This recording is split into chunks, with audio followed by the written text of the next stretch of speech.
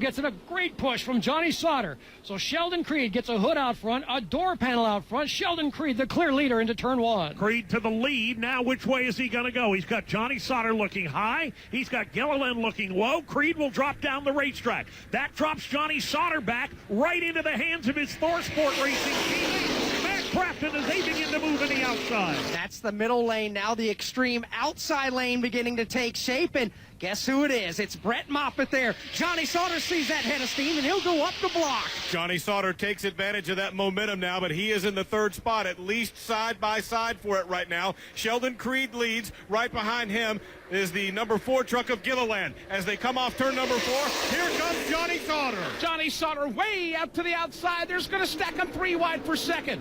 On the apron, making a move downstairs is Gus Dean. Up front, right now it's Sheldon Creed with Johnny Sauter around the outside. 2 laps to go in Talladega. Veteran driver, veteran move. Johnny Sauter to the outside line, but he hasn't got the job done yet. He's got Moffitt on the back bumper to push, but Sheldon Creed, bottom of the racetrack. Oh, sideways is Gus Dean. He spins up 2, pounds the inside wall. The truck goes airborne as he spins 3, 4, 5 times around. A massive headfirst hit for Gus Dean into the inside safer barrier. Money Lion caution number 7 is waving here at Talladega, and it comes as the field was working their way to the white flag. We will be slowed. We will go into NASCAR overtime after Gus Dean with a hellacious sledgehammer shot into the safer barrier in front of Dave Moody. Well, there was just no lift, Mike, and you wouldn't expect there to be on the final lap.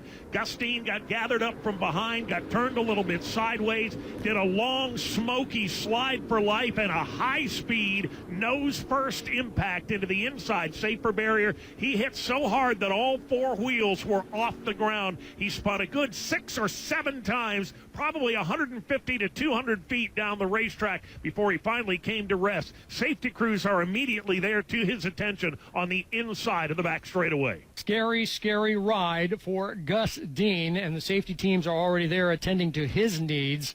Johnny Sauter is shown now as our leader with Sheldon Creed in second. How about that Brett Moffitt? Coming back from the dead, if you will, serving that pass-through penalty, now has worked his way up to the 3rd spot. A driver who admittedly does not care for super speedway racing. Here he is now in the 3rd position as we head into overtime. Well, it's interesting to note, Dan, that we had 3 playoff drivers that got behind the 8 ball. You had, if you're just joining us, Brett Moffitt and Stuart Friesen get black flag for locking bumpers. They ended up going a lap down through a lot of different means and a lot of blood, sweat, and tears. Brett Moffitt got back on the lead lap with a free pass. Stuart Friesen has gotten back on the lead lap with a free pass. Tyler Ankrum also had issues as well. He was a lap down. He has just gotten back on the lead lap via the free pass, but time is short. It's going to be a 2-lap shootout to decide this thing this afternoon. But good news on the backstretch. Gus Dean out of the truck, going into the ambulance, and going to take the trip to the care center. What a hit for that young man. But, Dan, that's a testament to not only the safety initiatives in these trucks, but on these walls at these racetracks as well. The front end of the Gus Dean truck is absolutely used up. It is just smashed all the way to the windshield. And as you said, Mike, Gus Dean got out of the truck, maybe just a hint of a lip in his get-along as he walked under his own power to the ambulance, but we'll take that any day after that hellacious hit. But Gus Dean is going to be okay and will be at Martinsville. And again, it was just stacking him up. Nowhere for drivers to go behind him. Todd Gilliland had nowhere to go. And Gus Dean just got the raw end of a pure racing deal as they came off of turn 2 and down the back straightaway. And so we're under caution and headed, guess what, for a NASCAR overtime here at Talladega. I think Dave described it just spectacularly. It's no lift time. You don't lift.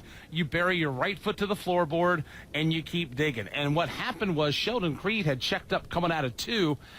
Gus was trying to check up as well. Todd Gilliland behind him was not.